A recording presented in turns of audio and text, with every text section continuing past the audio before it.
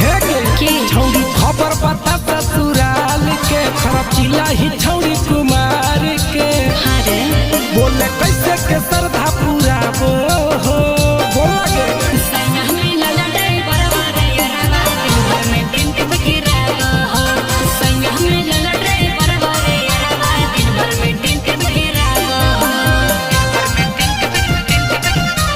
दिन भर में टिंट बकिरा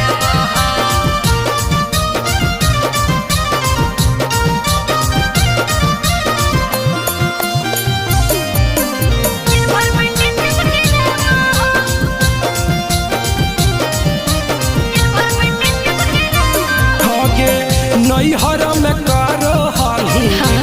एक ना खारा